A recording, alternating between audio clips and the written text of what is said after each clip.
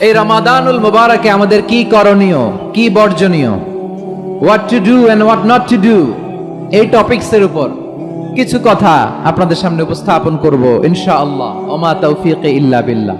আমি আমার খুতবার শুরুতে সূরা বাকারার 185 নম্বর আয়াত তেলাওয়াত করেছি, যেখানে আল্লাহ তাআলা কোন মাসে কুরআন আল কারীমকে, মহাবিশ্বের মহাবিশ্বয় কুরআন আল কারীমকে এই পৃথিবীতে নাজিল করেছেন সেটা আমাদেরকে জানিয়েছেন। আল্লাহ তাআলা ইরশাদ করছেন, শাহরু রমাদানাল্লাযী উনজিলা ফীহিল কুরআনু হুদাল লিন্নাস ওয়া বাইয়িনাতিম মিনাল হুদা ওয়াল ফুরকান।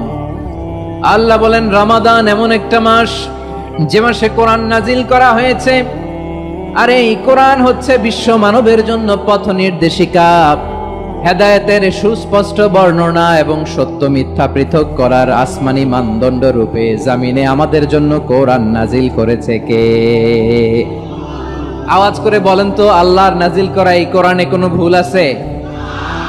সবাই বলেন নাই। সবাই বললে এতটুকু আওয়াজ হয় আমি বিশ্বাস করি না। গলা ছেড়ে দিয়ে বলেন, আল্লাহর নাজিল করা এই সর্বশেষ আসমানি কিতাব আল কোরআনে কোনো ভুল আছে? সন্দেহ আছে?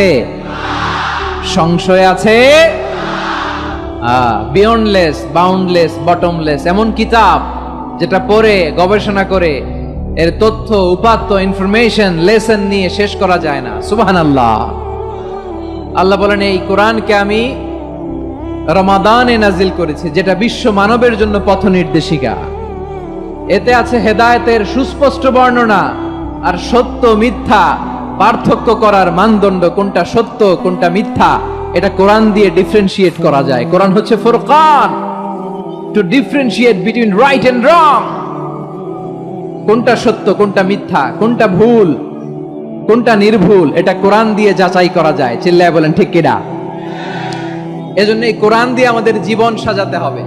কোরআন দিয়ে জীবন না সাজালে জীবন আলোকিত হয় না। কোরআন দিয়ে পরিবার না সাজালে পরিবার আলোকিত হয় না। কোরআন দিয়ে সমাজ না সাজালে সমাজটা শান্তিময় হয় না। শুধু দুর্নীতি দমন কমিশন দিয়ে দুর্নীতি বন্ধ করা যায় না। কোরআনের আইন বাস্তবায়ন করা ছাড়া এই সমাজ থেকে দুর্নীতি বন্ধ করা যাবে না। চিল্লায় বলো ঠিক কিনা? আমার প্রিয় ভাইরা, এই কোরআন নাজিল হয়েছে রমাদান আল মুবারক, এই বরকতময় মাসে। তাই আমাদের উচিত এই মাসে আসন্ন যে রমাদান আল মুবারক, এই রমাদানে কোরআনের সাথে নিজেদের সম্পর্ককে বাড়ানো। আমার প্রিয় চাঁপাইনবাবগঞ্জের ভাইয়েরা, আমরা কি আসন্ন রমাদানে কোরআনের সাথে আমাদের অ্যাটাচমেন্ট, সম্পর্ক বাড়াতে চাই? চান সবাই? আপনি কি জানেন কোরআন নিয়ে কোন ফেরেশতা পৃথিবীতে এসেছিল? জানেন? ফেরেশতার নাম কি বলেন তো? জিবরিল আলাইহিস সালাম। একটু খেয়াল করে কোরআনের সাথে সম্পর্ক বাড়ায়, এদের মর্যাদা বাড়ায় দেয় কে? দেখবেন আমাদের হাফেজে কোরআন, তারা ইন্টারন্যাশনাল কোরআন কম্পিটিশনে যে গোটা বিশ্বকে পেছনে ফেলে প্রথম পুরস্কার নিয়ে আসে। এত ছোট ছোট বাচ্চা, ও সমাজ বোঝে না, রাজনীতি বোঝে না, টাকা পয়সা বোঝে না, কিচ্ছু বোঝে না, কিন্তু গোটা বিশ্বে ওকে সম্মানের চেয়ারে আসীন করেছে কে?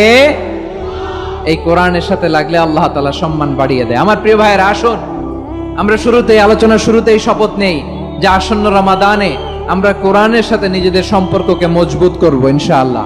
শাবান মাস আসলে, রজব মাস আসলে সাহাবারা কি করতেন আসুন আমরা দেখি কিভাবে তারা রমাদানকে ওয়েলকাম জানাতেন। রজব শাবান আসলেই ওনারা রমাদান পর্যন্ত পৌঁছার আকুতি, আগ্রহ আর ফরিয়াদ আল্লাহর কাছে জানাতেন আর বলতেন, ইয়া আল্লাহ, রমজান পর্যন্ত আমাদের হায়াত বাড়িয়ে দাও। আল্লাহুম্মা বাল্লিগনা রমাদান।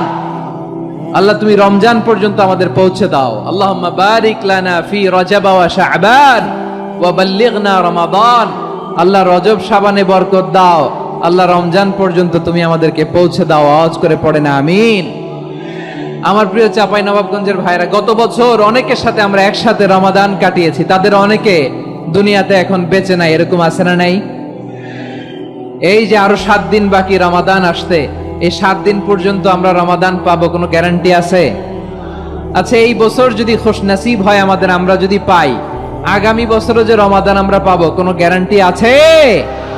তাহলে আসুন আমরা ভেবে নেই, হতে পারে this Ramadan could be the last and final Ramadan in our life. হতে পারে এই রমাদানই হতে পারে আমার জীবনের শেষ রমাদান। ঠিক কিনা বলেন?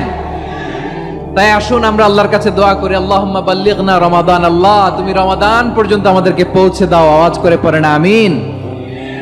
ইবনু রাজাব আল হাম্বালি লাতাইফুল মাআরিফের মধ্যে লিখেছেন, সাহাবারা ওনারা রমাদান কেন্দ্রিক, আমাদের সালাফ সালফে সালেহিনরা রমাদান কেন্দ্রিক জীবন কাটাতেন।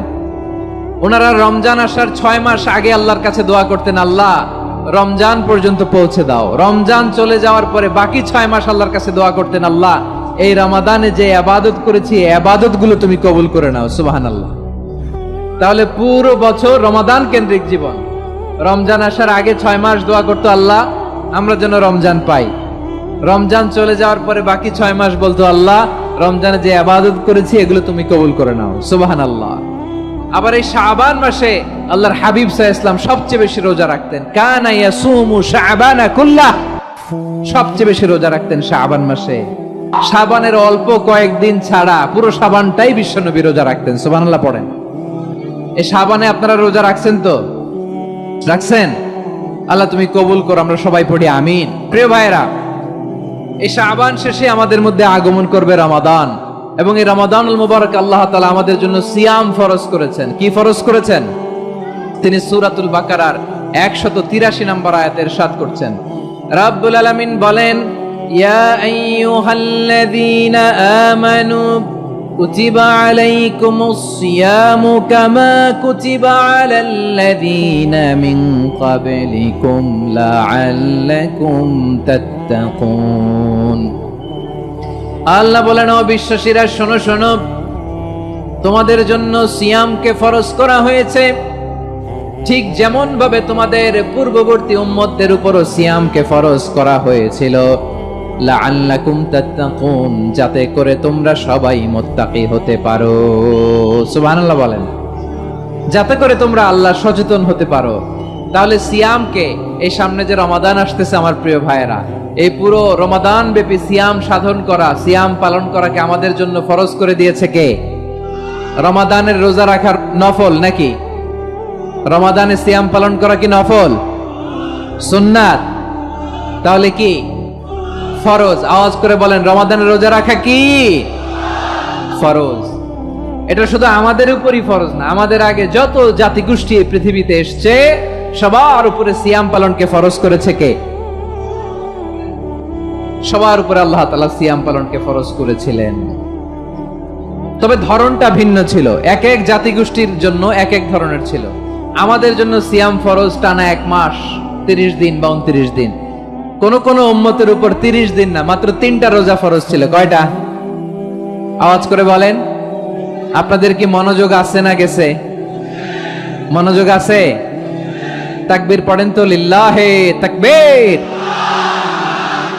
আমাদের 1 মাস সিয়াম ফরজ। পূর্ববর্তী অনেক উম্মতের উপর 1 মাস ছিল না, 3টা ফরজ ছিল। কয়টা?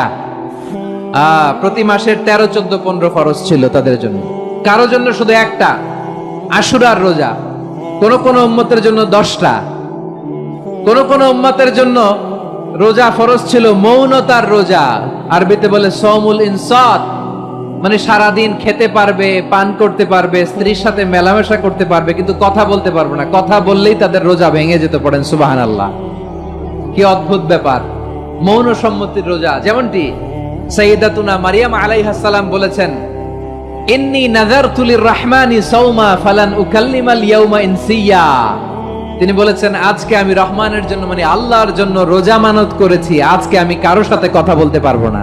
তো রোজা রাখলে কথা বলতে পারবে না কেন? কারণ ওই শরীয়তে রোজার বিধান ছিল সকাল থেকে সন্ধ্যা খেতে পারবেন, পান করতে পারবেন, কিন্তু কথা বলতে পারবেন না। কথা বললেই রোজা ভেঙে যেত। সুবহানাল্লাহ বলেন। তাহলে সব জাতিগোষ্ঠীর উপরে রোজা ফরজ ছিল, কিন্তু ধরনটা ভিন্ন ছিল। মজার ব্যাপার হচ্ছে, আপনি বর্তমানেও বিভিন্ন ধর্মের দিকে তাকান, বৌদ্ধ ধর্ম, হিন্দু ধর্ম, খ্রিস্ট ধর্ম, তাদের মধ্যেও রোজা আছে। ইংরেজরা, খ্রিস্টানরা এটাকে বলে ফাস্টিং। কি বলে? ফাস্টিং। আমাদের হিন্দু ভাইয়েরা বলে উপবাস। তারা কি বলে? উপবাস। আবার এখন আন্দোলনেরও একটা মাধ্যম হয়েছে এটা, না খেয়ে থাকা। এটারে বলে অনশন। এটারে কি বলে? অনশন ধর্মঘট, মানে আমাদের দাবি না মানলে আমরা খাবো না, রোজা রাখলাম, আছে না নাই? তারপরে আধুনিক বিজ্ঞান এটার একটা নাম দিয়েছে না খেয়ে থাকাকে, অটোফিজি। কি বলে? অটোফিজি। জাপানের এক চিকিৎসা বিজ্ঞানী এই অটোফিজির উপর গবেষণা করে সে নোবেল পেয়েছে। সুবহানাল্লাহ পড়বেন না?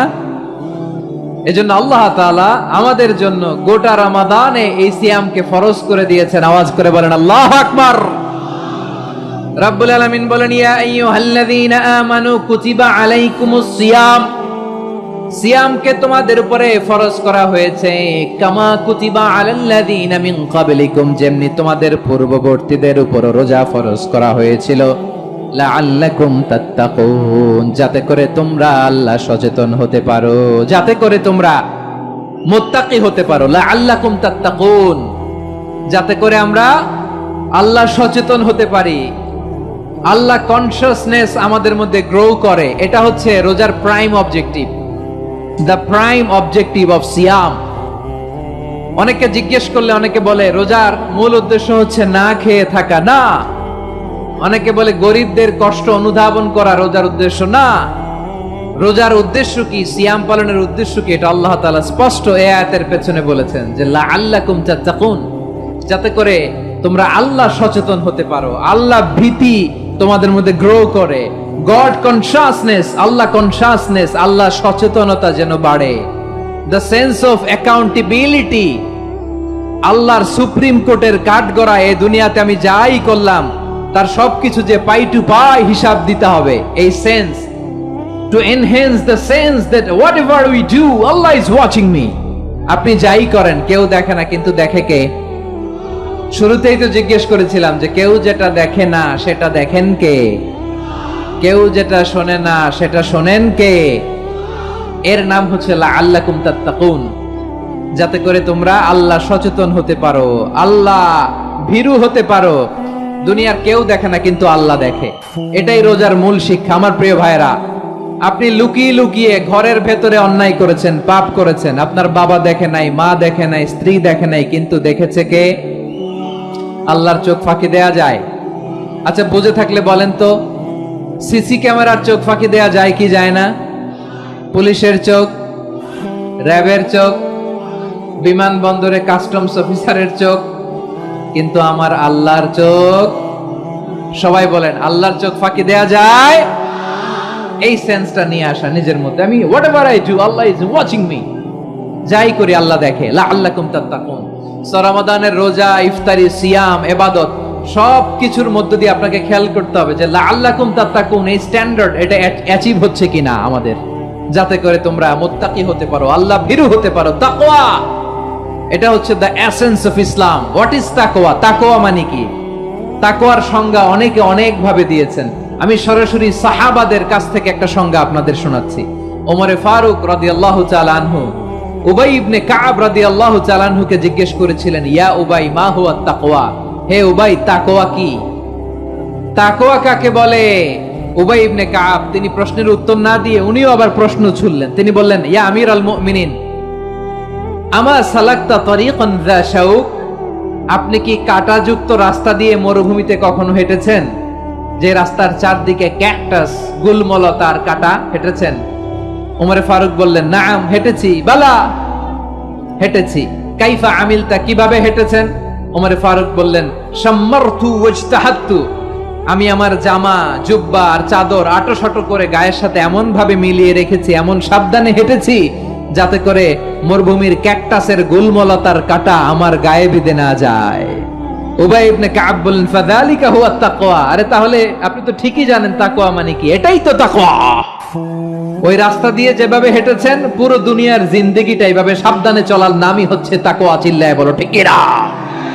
এই দুনিয়াতে পাপ পঙ্কিলতা থাকবে, শয়তানির হাতছানি থাকবে, অপরাধ প্রবণতা থাকবে, নফসের খায়েশ থাকবে, অন্যায়ের হাতছানি থাকবে, সব কিছুকে দলে মুচড়ে পেছনে ফেলে সাবধান হয়ে এই দুনিয়ার সিরাতুল মুস্তাকিমের পথে চলতে হবে। যে রাস্তা শুরু হয়েছে দুনিয়াতে, শেষ হয়ে গিয়েছে আল্লাহর জান্নাতের ভেতরে। চিল্লায় বলেন ঠিক কিনা?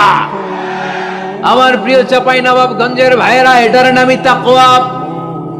উবাই ইবনে কাব বললেন, ও আমিরুল মুমিনিন, ওই কাঁটাযুক্ত গুল্মলতার রাস্তার মধ্যে ঠিক যেমনি সাবধান হয়ে আপনি হেঁটেছেন, এই দুনিয়ার বুকে ওই সাবধান হয়ে চলার নাম হলো তাকওয়া। সুবহানাল্লাহ। তাহলে তাকওয়া কারে বলে? আমার চাপাই নবাবগঞ্জের কলিজার টুকরা ভাইরা, বুঝতে পারছেন আপনারা? হ্যাঁ, তাকওয়ার শুধু দুইটা নমুনা আপনাদের সামনে পেশ করব, আপনাদের ক্লিয়ার হয়ে যাবে। একটা নমুনা তো দিলাম, আরেকটা নমুনা, সেটাও ওমরে ফারুক রাদিয়াল্লাহু তাআলা আনহুর জীবনী থেকে। উনি ছিলেন ন্যায়পরায়ণ শাসক। রাত্রিবেলা প্রজাদের কি হাল হাকিকত, কি অবস্থা, ঘুরে ঘুরে প্যাট্রোলিং করতেন পুলিশের মতো। তো সারা রাত প্যাট্রোলিং করে সারা রাত তিনি ঘুরেছেন কার কি অবস্থা দেখে। শেষ রাতে তিনি ফিরে আসতেছেন। তিনি থাকতেন, সেই বুখারীতে এসেছে, কানা ইয়াসকুনু ফি আওয়ালিল মদিনা, মদিনার উঁচু এলাকায় থাকতেন। তো ফিরে আসার সময় উনি একটা প্রাচীর বেষ্টিত ঘরের পাশে দুইজন নারীর কথোপকথন শুনতে পেলেন। কয়জন নারীর? দেখি আপনাদের মনোযোগ আছে কিনা, বলেন কয়জন নারীর? একজন বৃদ্ধা, একজন যুবতী। উনি কান লাগিয়ে শুনতে পাচ্ছেন। বৃদ্ধা মা, ওমর ফারুক কাউকে দেখতে পাচ্ছেন না, শুনতে পাচ্ছেন। বৃদ্ধা মা তার যুবতী মেয়েকে বলে, এই তাড়াতাড়ি ওটের দুধ দহন করে ওটের দুধের সাথে পানি মিশাও, তাইলে কালকে বাজারে মদিনায় বেশি দামে বিক্রি করা যাবে, লাভ হবে অনেক। বৃদ্ধা মহিলা এটা বললেন। যুবতী মেয়ে উত্তরে বলে, মা আপনি জানেন না আমিরুল মুমিনিন খলিফাতুল মুসলিমিন ওমরে ফারুক দুধে পানি মিশানোকে দণ্ডনীয় অপরাধ বলে ঘোষণা দিয়েছে, জানেন না? এবার বৃদ্ধা মহিলা বলে, আরে পাগলি, এই ভোর রাতে আমিরুল মুমিনিন ওমরে ফারুক আসবে কোত্থেকে? উনি আসবে কোত্থেকে? ওনার পাইক পেয়াদা সিকিউরিটি আসবে কোত্থেকে? কেউ দেখবে না। আরে কেউ দেখবে না, তাড়াতাড়ি দুধের সাথে পানি মেশাও। এই কথা যখন মা বলেছে, যুবতী মেয়েটা চমৎকার একটা উত্তর দিয়েছে। তিনি বলেছিলেন, ইয়া উম্মি, ও আমার মা, লাউলা রাআ উমর লা রাআ রব্বু উমর। ও আমার প্রিয়তমা মা, আপনি ঠিকই বলেছেন, গভীর রাতে ওটের দুধে পানি মিশালে ওমর দেখবে না, কিন্তু মা খেয়াল রাখবেন, ওমর যদি নাও দেখে, ওমরের রব কিন্তু দেখে। চিল্লায় বলেন ঠিক কিনা? দিস ইজ কল্ড তাকওয়া। লাউলা রাআ উমরু লা রাআ রব্বু উমর। ওমর দেখে না, কিন্তু ওমরের রব দেখে। চিল্লায় বলেন ঠিক কিনা? এজন্য রব্বুল আলামিন বলেন, লা তুদরিকুহুল আবসার ওয়া হুয়া ইউদরিকুল আবসার ওয়া হুয়াল লাতীফুল খাবীর। তিনি এমন সত্তা, দুনিয়ার কোন চোখ তাকে দেখে না, কিন্তু দুনিয়ার সবগুলো চোখকে, সব মানুষের অ্যাক্টিভিটিসকে, আরশের উপর থেকে সব কিছু মুহূর্তে মুহূর্তে দেখতে পান কে? তাহলে তাকওয়া কারে বলে বুঝতে পারছেন? হ্যাঁ, দুনিয়াতে সাবধানে চলার নাম তাকওয়া। কেউ দেখে না, কিন্তু আল্লাহ দেখে। এই সেন্স, এই জবাবদিহিতার ভয়, দ্য সেন্স অফ অ্যাকাউন্টেবিলিটি, এই সেন্স নিজের মধ্যে গ্রো করার নাম হচ্ছে তাকওয়া। আর এই সিয়াম পালন করার প্রাইম অবজেক্টিভ অফ সিয়াম হচ্ছে লাআল্লাকুম তাত্তাকুন। আওয়াজ করে বলেন, লাআল্লাকুম তাত্তাকুন। আমার প্রিয় ভাইয়েরা, এই আসন্ন রমাদান, এটা এমন এক বরকতের মাস, যে মাসে আমরা নিজেদের নাফসের উপর নিয়ন্ত্রণ প্রতিষ্ঠা করি। সারা বছর নাফস আমাদেরকে নিয়ন্ত্রণ করে, আর রমাদানে আমরা নাফসকে নিয়ন্ত্রণ করি। কথা বুঝতেছেন? সারা বছর নাফস আমাদেরকে নিয়ন্ত্রণ করে। এই যে এখন আমার খেতে মনে চাইলে যে খেজুর রাখ, আমি খেজুর খেতে পারবো, নাটস আছে, বাদাম খাইতে পারি। খাইতে মন চাইলে পানি, আমার রুহুটা চায়, আমার নাফসটা খেতে চায়, আমি খেতে পারি, পান করতে পারি। বিবাহিতরা দিনের বেলায় স্ত্রীর সাথে মেলামেশা করতে চাইলে করতে পারে, কিন্তু রমাদানে দিনের বেলা খেতে মনে চায়, কিন্তু আমরা খাই। আমার প্রবৃত্তি খেতে চায়, কিন্তু প্রবৃত্তির কথা আমরা শুনি, কথা কয় না। রমজানে খেতে মন চাইলে আমরা খাই, তৃষ্ণায় গলা ফেটে যায়, গলার ছাতি ফেটে যায়, কিন্তু এক ঢোক পানি কি আমরা গিলি? বিবাহিতরা দিনের বেলা স্ত্রীর সাথে কি মেলামেশায় যায়? না। তার মানে সারা বছর নফস আমাদেরকে নিয়ন্ত্রণ করে, আর রমাদানে এই নফসের উপর আমরা নিয়ন্ত্রণ প্রতিষ্ঠা করি। নফসের লাগাম আমরা রমাদানে টেনে ধরে। চিল্লায় বলেন ঠিক কিনা? এজন্য আমার প্রিয় ভাইয়েরা, নফসের উপরে নিয়ন্ত্রণ নিতে চাইলে রমাদানের রোজার কোনো বিকল্প নাই। এটা এমন মাস, যে মাসের ফজিলতেরও কোনো শেষ নাই। এই মাসকে বলা হয় দ্য মান্থ অফ হোপ। এটা আশা জাগানিয়া মাস। রমজানের কথা শুনলে আশা জাগে না হৃদয়ে? হ্যাঁ, ইদা জাআ রমাদান ফুতিহাত আবওয়াবুস সামা ওয়া গুল্লিকাত আবওয়াবু জাহান্নাম ওয়া সুফিদাতিশ শায়াতিন। রমাদান আসলে আকাশের দরজাগুলো খুলে দেওয়া হয়, মানে জান্নাতের, জাহান্নামের দরজাগুলোকে লক করে দেয়া হয়, শয়তানকে চেইন আপ করা হয়, ইবাদত করলে শুধু করতেই মনে চায়। চিল্লায় বলেন না সুবহানাল্লাহ। রমজানে ইবাদতে যেই মজা পাওয়া যায় সারা বছর অন্য কোনো মাসে এই মজা আপনি পান? আমার চাঁপাইনবাবগঞ্জের ভাইরা আওয়াজ করে বলেন না, রমজানে ইবাদতে যেই মজা অন্য মাসে এটা পান? কারণ রমজানে ইবাদত করলে সওয়াবও বেশি, ইবাদতের একটা পরিবেশ থাকে, ঠিক কিনা বলেন? অন্য মাসে ইবাদত করলে এর সওয়াব পাওয়া যায় গাণিতিক হারে, রমজানে ইবাদত করলে সওয়াব বাড়তে থাকে জ্যামিতিক হারে। সুবহানাল্লাহ কইবেন না? অন্য মাসে সওয়াব বাড়ে গাণিতিক হারে, রমাদানে ইবাদত করলে সওয়াব বাড়ে কিভাবে জ্যামিতিক হারে বাড়ে দেখেন। রমাদানে একটা নফল করলে ফরজের সমান সওয়াব, একটা ফরজ করলে 70 থেকে 700 গুণ সওয়াব, রমজানে উমরা করলে হজের সমান সওয়াব। সুবহানাল্লাহ নাই? দ্য মান্থ অফ হোপ, আশা জাগানিয়া মাস। এই মাস আমাদেরকে হোপফুল করে, আশাবাদী করে।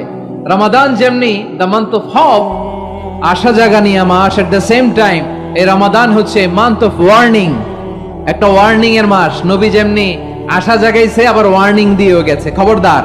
ওয়ার্নিংটা কেমন? আল্লাহর হাবিব সাল্লাল্লাহু আলাইহি ওয়াসাল্লাম মসজিদে নববীর ভেতরে হঠাৎ তিনি মসজিদে নববীর মিম্বারে পা রেখে বললেন আমিন, দ্বিতীয় ধাপে পা রেখে বললেন আমিন, তৃতীয় ধাপে পা রেখে বললেন আমিন। সাহাবারা অবাক হয়ে বললেন ইয়া রাসূলুল্লাহ, ইয়া হাবিবাল্লাহ, 3 বার শুধু আমিন আমিন পড়লেন, কেন পড়লেন আমরা কিছু জানি না, আমাদেরকে জানিয়ে দেন কেন আপনি 3 বার আমিন বললেন।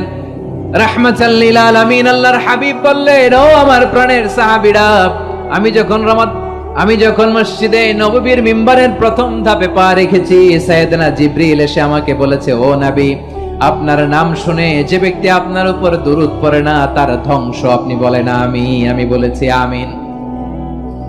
দ্বিতীয় ধাপে পা রাখার পর সাইয়েদনা জিবরিল বললেন, ইয়া রাসূলুল্লাহ, মাতা পিতাকে বার্ধক্য অবস্থায় পেয়ে তাদের সেবা করে, তাদের সাথে সদাচরণ করে যে সন্তান জান্নাত কামাতে পারলো না তার জন্য ধ্বংস। আপনি বলেন আমিন। আমি বলেছি আমিন।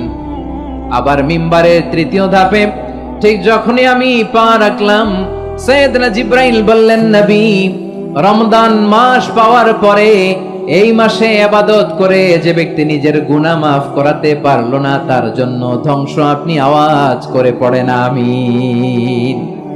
কত বড় ধমক, কত বড় ওয়ার্নিং দেখছেন। যে রমাদান পেয়েছে কিন্তু রমাদানের ইবাদত করার মধ্য দিয়ে সে নিজেকে জাহান্নাম থেকে মুক্ত বানাতে পারলো না, তার উপর আল্লাহ লানত, তার জন্য ধ্বংস।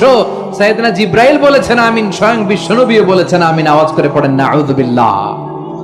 তাহলে রমজান আসবে আর আমরা নিজেদেরকে জাহান্নামীদের লিস্ট থেকে নাম কাটিয়ে জান্নাতীদের লিস্টে উঠাতে পারবো না। এর চেয়ে বড় হতভাগা কি আর কেউ থাকতে পারে? আওয়াজ করে বলেন। তাহলে রমাদানের এই রহমত, বরকত, মাগফিরাত, ফজিলত আমাদের কামাই করার দরকার আছে না নাই? আর মাত্র কয়দিন, এগুলো নিয়ে আমাদের কোনো আগ্রহ নাই। তোমাকেই খুঁজছে বাংলাদেশ, ক্লোজ আপ 1, আর মাত্র 7 দিন বাকি। টেলিভিশনে বিজ্ঞাপন আছে না নাই?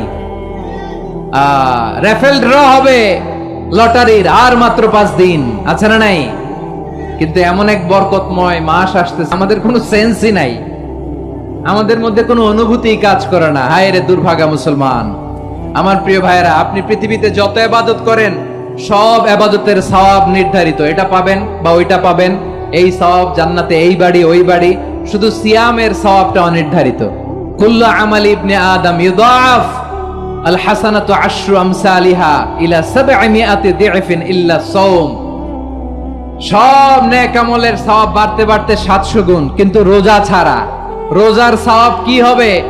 বান্দা খালি রোজা রাখে, ফেরেশতারা কিছু লিখতে পারে না আমলনামায়, কারণ আল্লাহ বলে এটা কিছু লিখিস না, কারণ as-সাওমু লি, এই রোজা রাখছে আমার জন্য, ওয়া আনা আজজি বিহি, এই রোজার সওয়াব, প্রতিদান, অ্যাওয়ার্ড এটা কিয়ামতের দিন আমি আল্লাহ নিজ হাতে দেব, নিজ হাতে দেব।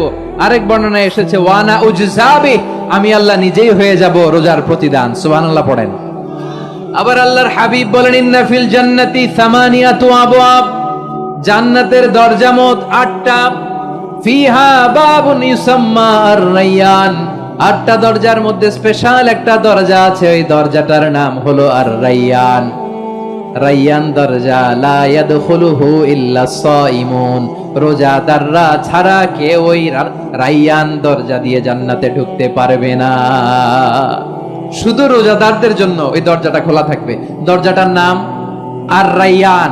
এই লাখো জনতা আওয়াজ করলে এই আওয়াজ হয়, বলেন রোজাদারদের জন্য জান্নাতে স্পেশাল যে লাল গালিচার সংবর্ধনা এন্ড স্পেশাল এন্ট্রি, ওই দরজাটার নাম কি? আর রাইয়ান শব্দটা কেমন লাগে? ভালো লাগে। অনাগত সন্তান যদি কারো আসে, ছেলে সন্তান, নাম রেখে দিয়েন আর রাইয়ান। পারবেন? আমাকে সবাই ধরে রাস্তা ঘাটে, বাসায়, অফিসে, আদালতে, এয়ারপোর্টে ধরলে, হুজুর আমার একটা ছেলে হবে 2 মাস পর, একটা নাম দেন। চাপাই নবাবগঞ্জ বাসীর জন্য আমি একটা নাম দিয়ে গেলাম। সামনের 2-3 মাসে, 4 মাসে, 6 মাসে যাদের ছেলে সন্তান হতে পারে বলে মনে করেন, যদি পছন্দ হয় নামটা, নাম রেখে দিয়েন রাইয়ান। কি নাম? লা ইয়াদখুলুহু ইল্লা সাইমুন, রোজাদাররা ছাড়া কেউ ঢুকতে পারবে না। মান দাখালাহু লাম ইয়াযমা আবাদা, একবার যে এই গেট দিয়ে ঢুকবে, he will never be thirsty again, তার গলা থেকে চিরকালের জন্য আল্লাহ তৃষ্ণা মিটাইয়া দিবে। আমরা ওই রাইয়ান দরজা দিয়ে সেদিন জান্নাতে ঢুকতে চাই কি চাই না? আমার প্রিয় ভাইরা, প্রতি রাতে রমাদানে আল্লাহর ফেরেশতারা আহ্বান জানায়, ইয়া বাগিয়াল খাইরি আকবিল, ইয়া বাগিয়াশ শাররি আকসির, হে কল্যাণের পথের যাত্রী, আকবিল প্রসিড, আরো ইবাদত করো, আগাও আগাও, আরো জান্নাতের নাজ নেয়ামত কামাও। হে অকল্যাণের পথের যাত্রী, আকসির, স্টপ স্টপ, অনেক হয়েছে, আন্না। এই রমাদান এটা পাপের মাস নয়, এটা ইবাদত করে জান্নাত কামানোর মাস। চিল্লায় বলো ঠিক কি না? ওয়ালিল্লাহি উতাকাউ মিনান নার ওয়া যালিকা কুল্লা লাইলা, প্রতি রাতে, রমাদানের প্রতি রাতে আল্লাহ তাআলা এরকম লাখো বনি আদমকে মাফ করে দেওয়ার ঘোষণা দেয়, নাজাতের ঘোষণা দেয়। আমরা আল্লাহর পক্ষ থেকে মাফ, নাজাত চাই কি চাই না? আমরা যদি নাজাত পেয়ে যাই, আর কিছু চাই? কথা বলে না। আমাদের নাজাত লাগবে। আওয়াজ করে বলেন তো কি লাগবে? আর কিছু যে চাই না আমি, চাই গো নাজাত, আল্লাহ তোমার কাছে আমার এই মুনাজাত। আর কিছু যে চাই না আমি, চাই গো নাজাত, আল্লাহ তোমার কাছে আমার এই মুনাজাত, আল্লাহ তোমার কাছে আমার এই মুনাজাত। পড়েন আমিন, আর জোরে আমিন। তাহলে রমাদানকে আমরা বুদ্ধিমানের মতো কাজে লাগাতে চাই কি চাই না? হ্যাঁ, বুদ্ধিমানের মতো কাজে লাগাইতে হবে। মুমিনরা স্মার্ট হয়। এই রমাদানে আমাদের কি করণীয়, কি বর্জনীয়, সংক্ষেপে 7টা করণীয় 7 মিনিটে, 7টা বর্জনীয় 7 মিনিটে বলে আমরা বিদায় নিব ইনশাআল্লাহ। বলেন, কেউ উঠা বসা করব না ইনশাআল্লাহ। বলেন মাশাআল্লাহ, অনেক শান্ত। জি, আমার দিকে তাকান। রমাদানে, আসন্ন রমাদানে আমাদের 7টি করণীয়। 1 নাম্বার করণীয়, এই রমাদানকে আপনি কোরআনময় করে তুলুন। কোরআনময় করে তুলুন 2025-এর রমাদান। এই হচ্ছে আজকের প্রোগ্রামের স্লোগান। জোরে বলেন ঠিক কিনা? কোরআনময় করতে রাজি আছেন? কোরআন তেলাওয়াত করতে রাজি আছেন? আমার প্রিয় ভাইরা, ধীরস্থির ভাবে কোরআন তেলাওয়াত করুন, তাড়াহুড়ো করে নয়। আনাস রাদিয়াল্লাহু তাআলা আনহু বলতেন, রুব্বা কারি লিল কোরআন ওয়াল কোরআন ইয়ালআনহু, কোরআনের অনেক কারি আছে যারা কোরআন পড়ে কিন্তু সওয়াব পায় না, বরং আল্লাহর কোরআন তার বিরুদ্ধে আল্লাহর দরবারে নালিশ করে, আল্লাহ লানত করতে থাকে। আমরা কি ওই রকম কোরআনের তেলাওয়াতকারী হতে চাই? না। ধীরস্থির ভাবে, ওয়ারাত্তিলিল কোরআন তারতিলা, তারতিলের সাথে পড়বেন। বিষ্ণু ঈসা ইসলাম কানা ইয়ামুদ্দু সাওতাহু মাদ্দান, টেনে টেনে পড়তেন। আলহামদুলিল্লাহি রাব্বিল আলামিন আর রহমানির রহিম মালিকি ইয়াউমিদ্দিন ইয়্যাকা না'বুদু ওয়া ইয়্যাকা নাস্তাঈন ইহদিনাস সিরাতাল মুস্তাকিম সিরাতাল লাযীনা আন'আমতা আলাইহিম গায়রিল মাগদুবি আলাইহিম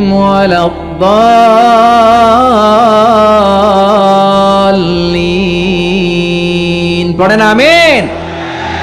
কানা ইয়ামুদ্দু সাওতাহু মাদ্দান, টেনে টেনে পড়তেন। ওয়া কানা ইউকাত্তিউ আয়াতাহু, ইউকাত্তিউ আয়াতান আয়াতান, প্রত্যেক আয়াত পড়ে পড়ে তিনি থামতেন। এভাবে কোরআন পড়তে হবে। আমাদের অনেক মা বোনেরা আজকের এই চাঁপাইনবাবগঞ্জের প্রোগ্রামের অনেকগুলো মহিলা প্যান্ডেল আমি ল্যান্ডিং করার সময় দেখেছি। আমার অনেক বোনেরা ওনারা কোরআন খতম করতে যে এমন ভাবে তেলাওয়াত করেন, কোরআন তেলাওয়াতের আদব আর অবশিষ্ট থাকে না। আমরা তার তিলের সাথে তেলাওয়াত করব, যেমনটি আমি পড়ে শোনালাম।